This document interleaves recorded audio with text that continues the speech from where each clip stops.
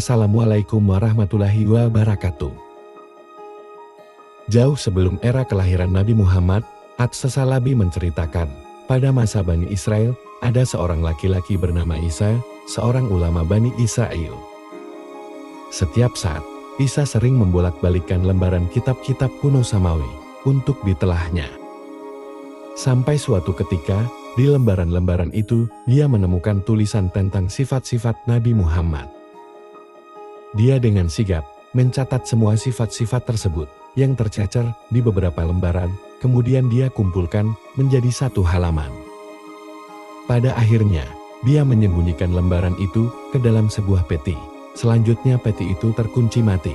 Tidak ada seorang pun yang mengetahui di mana kunci peti itu disembunyikan. Suatu masa, Isa berwasiat kepada anaknya yang bernama Balukia menjelang akhir ajalnya. Isa berwasiat pada anaknya Balukia agar meneruskan pekerjaannya, yaitu menjadi hakim di kalangan Bani Israel. Setelah beberapa waktu lamanya, Balukia menjadi hakim menggantikan ayahnya. Suatu saat dia melihat sebuah peti terkunci di gudangnya, membuat dirinya menjadi penasaran. Ia menanyakan isi peti itu kepada ibunya, namun ibunya tidak mengetahui isi peti tersebut, dan kuncinya pun tak tahu di mana. Sementara petunjuk tentang peti tersebut tak kunjung datang.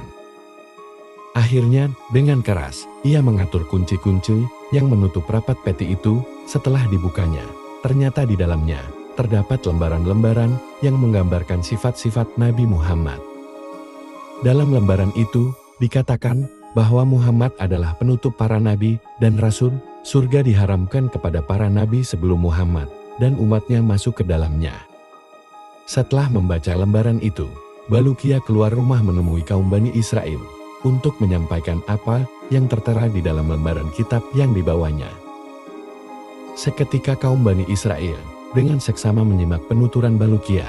Ia mengatakan beraninya ayah Balukia menyembunyikan yang diketahuinya, tetapi ia tidak menyampaikannya kepada kaum Bani Israel. Hal itu pun lantas membuat mereka marah. Tak lama kemudian, Balukia pamitan kepada ibunya untuk melakukan sesuatu perjalanan yang panjang. Ibunya mendoakan, semoga Allah mengabulkan keinginan anaknya Balukia. Balukia yang pergi meninggalkan Mesir untuk mencari kabar tentang Nabi Muhammad. Balukia mengelilingi bumi, dari ujung timur sampai ujung barat, sehingga sampai di laut salah satu tujuannya. Di sana ia melihat beberapa keanehan yang tidak pernah dilihat oleh orang lain. Ia juga melihat ikan hut yang ukuran lebih besar dari yang pernah ia lihat sebelumnya. Ikan tersebut bagaikan pelepah kurma di antara ikan-ikan hut itu. Kemudian Balukia melanjutkan perjalanannya sampai ke laut yang lainnya. Di sana ia menjumpai beberapa keanehan yang sangat panjang. Di antara keanehan tersebut, di antaranya, ia melihat sebuah pulau yang di dalamnya terdapat sebuah pohon kurma dari emas. Jika pohon itu terkena sinar matahari pagi, maka akan kelihatan mencorong bagaikan kilat. Ketajaman sinarnya tidak dapat ditembus dengan pandangan mata. Setelah itu, saat sedang singgah dan istirahat, Balukia mendengar segerombolan orang yang turun dari langit. Masing-masing dari mereka yang turun menghunuskan sebilah pedang. Balukia pun menjelaskan maksud tujuan dirinya datang ke tempat tersebut, hingga akhirnya Balukia meninggalkan mereka. Di tengah perjalanan Balukia kembali dikagetkan dengan adanya seorang malaikat yang posturnya amat sangat besar, berdiri tegak dengan tangan kanannya di ujung timur dan tangan kirinya di ujung barat.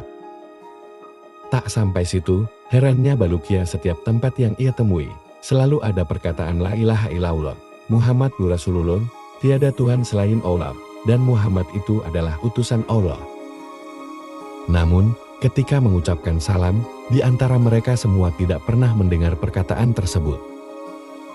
Di saat itu juga, Balukia bertemu ikan-ikan besar, makhluk aneh, pohon kurma, hingga dipertemukan beberapa malaikat. Sampai akhirnya tiba di Gunung Kaf. Gunung tersebut terdiri dari umpu dan batu yakut berwarna hijau. Besarnya gunung itu dapat menutupi dunia dan segala isinya. Di antara keistimewaan gunung itu, ia dapat melihat langit dunia yang berwarna biru. Allah telah menugaskan seorang malaikat untuk menempati gunung itu apabila Allah ingin mengembangkan kebahagiaan. Misalnya, memerintahkan malaikat di atas untuk menggerakkan akar-akar gempa yang terhubung dengan gunung Kaf, maka terjadilah gempa. Apabila Allah ingin menghancurkan suatu kota, maka Allah menginstruksikan kepada malaikat tersebut untuk memutuskan akar-akar ataupun pondasi kota itu dari bumi. Dengan dicabutnya paku bumi dari salah satu kota, maka kota itu akan roboh. Selanjutnya, Balukia bertanya, apa saja yang ada di belakang gunung Kaf ini? Malaikat itu menjawab ada 40.000 kota. Semuanya bukan termasuk kota-kota yang ada di dunia, karena kota-kota ini terbuat dari emas dan perak. Siang dan malam tidak dapat menembusnya sedangkan penduduknya terdiri dari para malaikat. Mereka semua bertasbih kepada Allah, tidak durhaka kepadanya. Kemudian Balukia menanyakan apa saja yang ada di belakang kota-kota tersebut. Malaikat itu kembali menjawab, di belakangnya ada 70.000 hijab seluas dunia. Adapun di belakang hijab-hijab itu, tidak ada yang mengetahuinya kecuali Allah Subhanahu wa Ta'ala. Balukia kemudian memeluknya dan meneruskan perjalanannya dengan menelusuri Gunung Kaf. Setelah perjalanan dia, yang sempat mempertemukannya dengan para malaikat yang menghuni Gunung Kaf, Balukia kemudian dipertemukan dengan seekor burung yang bercerita tentang keistimewaan makanan yang ada di surga, melebihi makanan yang ada di dunia, dan ia pun diberi sepotong roti pemberian dari surga. Balukia dikejutkan dengan kedatangan Nabi Khidir alaihissalam di hadapannya dengan pakaian yang serba putih. Dia berdiri hormat dan mengucapkan salam kepadanya. Balukia pun menjawab salam tersebut, kemudian memeluknya. Menjelaskan maksud perjalanannya untuk mencari dan bertemu Nabi akhir zaman, yaitu Nabi Muhammad. Namun, Nabi Khidir menyebut, jika Nabi akhir zaman tidak akan datang pada masa sekarang, dan tidak mungkin dapat bertemu dengannya, hingga akhirnya Balukia tidak menemukan yang ia harapkan.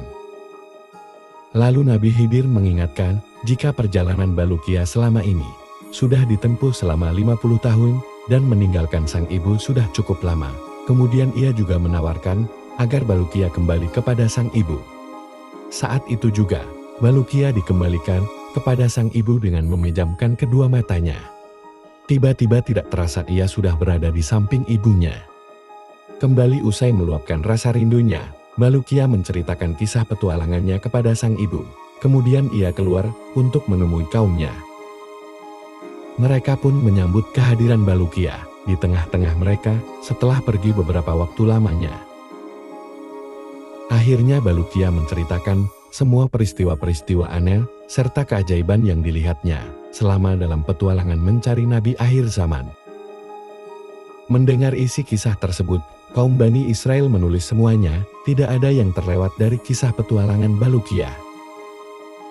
Menurut sebuah riwayat, konon Balukia dianugerahkan umur panjang untuk hidup di bumi selama ribuan tahun. Assalamualaikum warahmatullahi wabarakatuh.